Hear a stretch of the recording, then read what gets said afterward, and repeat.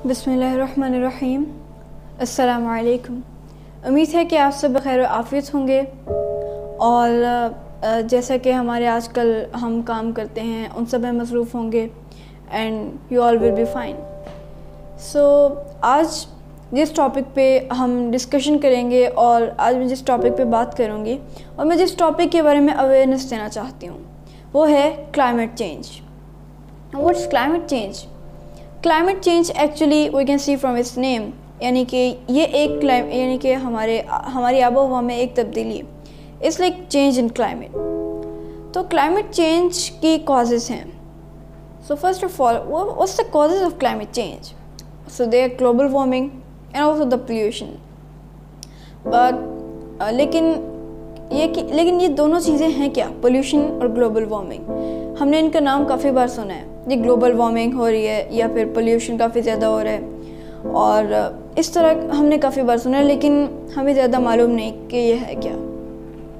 तो इनको समझने के लिए I think first of all I should introduce you from ozone. I think most of you will be aware of that. So ozone एक layer है और ऑक्सीजन के 3 उसमें एटम्स होते हैं, एक मॉलिक्यूल होता है और 3, लेकिन ऑक्सीजन में तो 2 एटम्स होते हैं। ऑक्सीजन के एक मॉलिक्यूल में 2 एटम्स हैं, लेकिन ओजोन के एक मॉलिक्यूल में 3 ऑक्सीजन के एटम्स कैसे? So there is a reason behind that. जब हमारे जो ऑक्सीजन के मॉलिक्यूल होते हैं वो ऊपर जाते हैं तो सूरज की गर्मी की सूरज की रेज़ की वजह से वो स्प्लिट हो जाते हैं। स्प्लिट होने की वजह से जो 2 एटम्स का एक मॉलिक्यूल था वो अब एक एटम हो गए। अब जो एक अकेला एटम है वो किसी 2 जो एटम्स इकट्ठे होंगे उनके साथ जाके जो है मिल जाएगा, जिससे O3 बनेगा, और हमारी ओजोन लेयर इस तरह के O3 से बनी हुई है। और यू नो कि ओजोन लेयर में हम कहते हैं कि अब इस तरह ग्लोबल वार्मिंग हो रही है, उसमें ओजोन का भी काफ़ी कहा जाता है कि ओजोन डिप्लेशन भी हो रही है, ओजोन हमारी कम जो है ओजोन गैस कम हो रही है एटमॉस्फेयर में, तो इसकी वजह से क्लाइमेट चेंज हो रहा है। तो basically as I told global warming. So what is global warming? We know that आजकल modern age and the modern era, इसमें काफ़ी ज़्यादा फैक्ट्रीज़ हैं और हम जो व्हीकल्स इस्तेमाल करते हैं उनमें से कई व्हीकल्स तो इलेक्ट्रिक होते हैं एंड दैट्स ग्रेट। और बाकी बिकॉज सारी दुनिया इलेक्ट्रिक व्हीकल्स ही इस्तेमाल करती है और हमारे अपने कंट्री में आई थिंक कि इलेक्ट्रिक व्हीकल्स ओनली 5% होंगे या ज़्यादा से ज़्यादा 10% होंगे, और बाकी सब जो हैं फ्यूल्स इस्तेमाल करते हैं, पेट्रोल वाले व्हीकल्स इस्तेमाल करते हैं। तो वो जो इस्तेमाल करते हैं उनसे फिर जो है वो धुआं निकलता है, फैक्ट्री से धुआं निकलता है और वो काफ़ी ज़्यादा टॉक्सिक होता है, उसमें केमिकल्स होते हैं। और acidic rain is the same के उससे काफ़ी इस तरह की बारिश होती है acidic. Well that's not a topic. हमारा टॉपिक है ग्लोबल वार्मिंग। तो जब वही जो धुआं है उसके अंदर देखें, बर्निंग से हम फॉसिल फ्यूल्स को बर्न करते हैं फैक्ट्रीज में। सो बर्निंग से एक गैस कार्बन डाइऑक्साइड पैदा होती है। अब जो कार्बन डाइऑक्साइड प्रोड्यूस होती है, so carbon dioxide is a green house gas, यानी कि ये अपने अंदर हीट को ट्रैप करती है। हमारे एटमॉस्फेयर में वैसे तो कार्बन डाइऑक्साइड मौजूद है, लेकिन वो एक जो है जिस अमाउंट में मौजूद है वो हमारे एटमॉस्फेयर के बिल्कुल ठीक है। अगर उससे कम या ज़्यादा होगी तो हमारे एटमॉस्फेयर में जो है गर्मी ज़्यादा, यानी कि हम ज़्यादा गर्म हो जाएगी या ठंडी हो जाएगी। सो उसको अल्लाह ताला ने एक ख़ास मिक़दार में हमारे एटमॉस्फेयर में रखा है। तो अगर ये ज़्यादा हो जाएगी, जैसे बर्निंग काफ़ी ज़्यादा होती है, कार्बन डाइऑक्साइड बढ़ती जाती है, तो इसकी वजह से जब ये हमारे एटमॉस्फेयर में जाती है तो वहाँ पे ये हीट को ट्रैप करना शुरू कर देती है। सन की जो हीट आ रही होती है उसको ट्रैप करती है, क्योंकि यू नो कि अर्थ के गिर्द ये एक गोल सा दायरा बना लेती है, एक गुलाफ की तरह। तो इस वजह से जो वो गर्म होती है, हमारा एटमॉस्फेयर गर्म होता है तो अर्थ भी गर्म हो जाती है, और इस गर्मी की शिद्दत को हम ग्लोबल वार्मिंग कहते हैं। And that's the cause of climate change. Global warming की वजह से सी लेवल्स राइज होते हैं, फ्लड्स आते हैं, और ऐसे मौसम आते हैं जिनका हमें अंदाज़ा भी नहीं होता। जिस वक्त पे हमने कभी सोचा भी नहीं होता, एक्सपेक्ट भी नहीं करते कि बारिश होगी, उस टाइम पे बारिश हो रही होती है, और जिस टाइम पे हम कुछ एक्सपेक्ट नहीं कर रहे वो हो रहा होता है। और इसके अलावा कई तूफ़ान और इस तरह की चीज़ें, टोर्नेडोज़ एंड लॉट्स ऑफ थिंग्स। तो ग्लोबल वार्मिंग जो है वो एक बहुत बड़ा कॉज है क्लाइमेट चेंज का। So next comes the pollution. What's pollution? I think everybody knows what's pollution.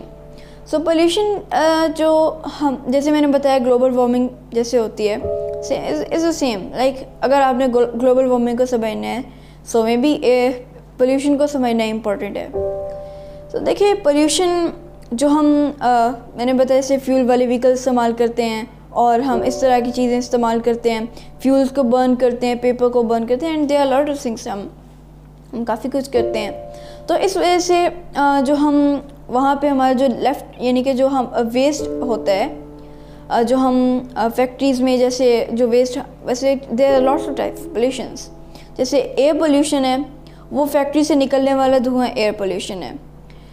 And इसके अलावा जो फैक्ट्रीज़ में जो एसिड्स होते हैं, केमिकल्स होते हैं, उनको बग़ैर फ़िल्टर किए पानी में डाल दिया जाता है हमारे रिवर्स में, स्ट्रीम्स में, लेक्स में, तो वो अंदर जाके पानी को जहरीला कर देते हैं and water also becomes acidic. So next comes the land pollution. What's land pollution? Land pollution is the most common pollution type ever. And we can see कि हम कहीं जा रहे हैं और हम किसी पार्क में हैं। अब अगर हमने फॉर एग्जांपल एक चिप्स का रैप, हमने चिप्स खाए हैं और जूस पिया है, हम उस रैपर को मोस्ट ऑफ द टाइम्स वहीं पे फेंक देंगे instead of throwing that in the dustbin. हम इतना नहीं करते कि हम यहाँ से उठ के डस्टबिन में डालें, हम कहते हैं नो इट्स वेरी फार, सो हम उसको वहीं फेंक देते हैं and this is the land pollution. और जो भी जगह हम अक्सर देखते हैं खाली होती है, वहाँ पे there are lots of wrappers and plastic bags are laying over there. So वहाँ पे काफ़ी ज़्यादा कूड़ा करकट का ढेर होता है जो कि बेसिकली काफ़ी ज़्यादा हमें नुकसान पहुँचाता है, हमारी स्किन को और हमारी आइज़ को और कई हमारे ऑर्गन्स को भी नुकसान पहुँचाता है। सिमिलरली एयर पोल्यूशन भी हमारे लंग्स को इफ़ेक्ट करता है और काफ़ी ज़्यादा ब्रीथिंग प्रॉब्लम्स लाइक एस्थमा, और इसके अलावा कोई अगर किसी को रेस्पिरेटरी प्रॉब्लम है तो this is the main cause of that air pollution. And water pollution causes diseases like typhoid, cholera, because जब हम वो जहरीला पानी पियेंगे, एसिडिक पानी पियेंगे, तो बेसिकली वो अंदर जाके कोई ख़राबी तो करेगा। So that's the thing that causes lots of disease. So हर चीज़ जो है, हर पोल्यूशन की जो टाइप है उसके अपने अपने नुकसान हैं। और एयर पोल्यूशन बेसिकली आपको पता है वो ग्लोबल वार्मिंग ही है। I think that's the same thing. Air pollution हमारे एटमॉस्फेयर में जाती है, यानी कि जो धुआं होता है वो हमारे एटमॉस्फेयर में जाता है और वो ओजोन को ख़त्म करता है। Let's understand the ozone depletion too. क्योंकि देखिए हम जो रेफ्रिजरेटर इस्तेमाल करते हैं, हम जो एसी इस्तेमाल करते हैं, उनमें बेसिकली सी गैसेस होती हैं, यानी ये क्लोरोफ्लोरोकार्बन्स। सो ये बहुत स्टेबल और ख़तरनाक गैस होती है और जैसे ये हमारे एटमॉस्फेयर में जाती है, ओजोन में जाती है, तो ओजोन को ख़त्म करना शुरू करती है। लेकिन इससे हमें क्या नुकसान हुआ, हमें क्या फ़र्क पड़ा अगर ओजोन लेयर ख़त्म हो रही है? That's not the thing. Ozone layer actually सूरज से आने वाली अल्ट्रावायलेट रेस को रोकती है, यानी कि फ़िल्टर करती है। फ़िल्टर करने के बाद सूरज की रेस को भेज देती है। Now it's enough for us. तो ये हमारे लिए बहुत अच्छी चीज़ है कि हम ओजोन लेयर के साथ प्रोवाइडेड हैं। तो अगर ओजोन लेयर नहीं होगी तो हम बहुत सारे डिजीज़ लाइक स्किन कैंसर और आई प्रॉब्लम्स एंड इसके अलावा जो अल्ट्रावायलेट रेस की एक टाइप ऐसी भी है जो हमारे डीएनए को डैमेज करती है। सो अगर ये ओजोन लेयर ख़त्म होना शुरू हो जाए तो ये अल्ट्रावायलेट रेस तो वैसे ही ज़मीन पे आ जाएंगी, जिससे हमें काफ़ी नुकसान होगा। और एज वी नो कि ग्लोबल वार्मिंग की वजह से और ये जो हम CFC गैस ऊपर जाती है, ओजोन गैस को ख़त्म करती है, तो उसकी वजह से जो ओजोन होल हो रहे हैं और ओजोन कम हो रही है, उसकी वजह से सूरज की रेस सीधा ज़मीन पे आ रही हैं। उसके लिए हम सन ब्लॉक इस्तेमाल करते हैं and we try to go out less, या बहुत कम जाना चाहिए हमें इस तरह, स्पेशली इन समर, क्योंकि समर में UV रेस जो इंडेक्स होता है उनका वो काफ़ी ज़्यादा होता है। Even it goes to 12 and to the extremes. So हमारी बॉडी को बहुत डैमेज करती है। सो दैट्स वाई जो है जो CFC गैस है वो डैमेज कर रही है। और global warming this is all like climate change. लेकिन अगर हम इन चीज़ों को ख़त्म कर दें, आई मीन रेफ्रिजरेटर्स को, एसीज़ को अपने घरों से ख़त्म कर दें, ये कैसे हो सकता है हम ख़त्म कर दें? क्योंकि हमें इन चीज़ों की ज़रूरत है। They are the basic things, okay. क्योंकि हम फ्रिज को बेसिकली किसी चीज़ को फ्रेश रखने के लिए, या हम किसी चीज़ को, किसी फूड को स्टोर करने के लिए फ्रिज में रखते हैं। And this is we basically use to, ताकि हम गर्मी से बच सकें, ओके। हम इन चीज़ों के लिए, इन बेसिक चीज़ों के लिए जब ये चीज़ें इस्तेमाल करेंगे तो हम CFC को कैसे हटा सकते हैं? There is a thing that can replace, वो है HCFC, hydrochlorofluorocarbons. They just add hydrogen with them.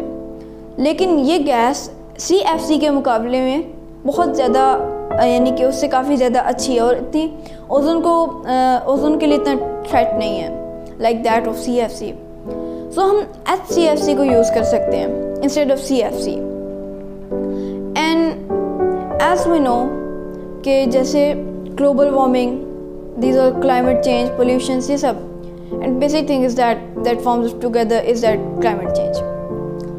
सो हम देखते हैं कि हम देख रहे हैं कि पाकिस्तान में सैलाब आ रहे हैं, काफ़ी ज़्यादा सैलाब आ रहे हैं और हालत काफ़ी ज़्यादा ख़राब हो रही है।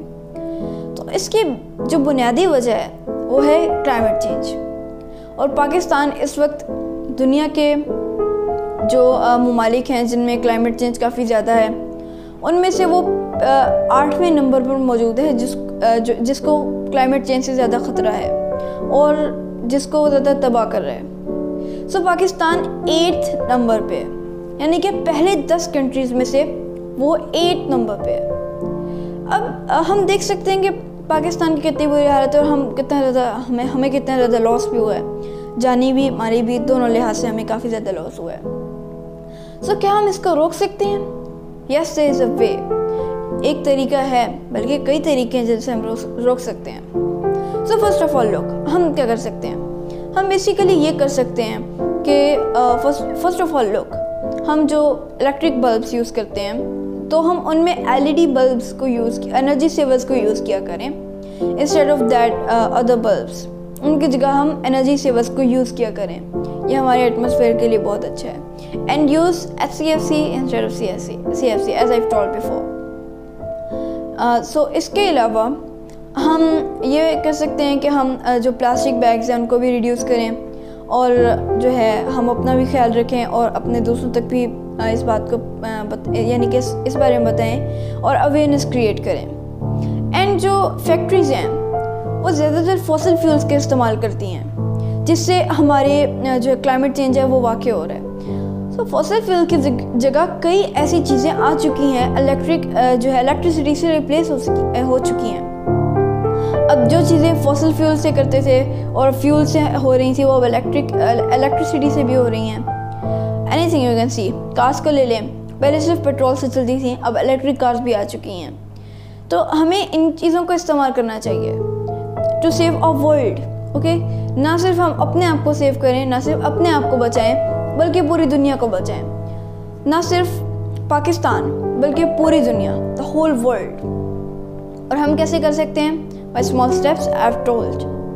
तो अगर हम इन पे अमल करेंगे तो इंशाल्लाह हम क्लाइमेट चेंज से बच सकेंगे। और काफ़ी ज़्यादा क्लाइमेट चेंज जो है, हमारा क्लाइमेट चेंज बढ़ रहा था, जैसे काफ़ी तेज़ी से बढ़ रहा था, वो थोड़ा कम हुआ है। इतना ज़्यादा नहीं हुआ लेकिन हुआ है, क्योंकि जो US and China, this kind of countries were using solar panels, और जो हम यूज़ करते हैं वो लाइक एटॉमिक पावर, तो उसकी जगह इलेक्ट्रिसिटी को यूज़ करना और इस तरह की चीज़ों के साथ रिप्लेस करने की वजह से क्लाइमेट चेंज जो है काफ़ी हद तक कम हो चुका है, as I told slightly. So by following this steps and doing this things we can reduce the climate change. तो अल्लाह आप सबका हामी नासिर हो। अल्लाह हाफिज़।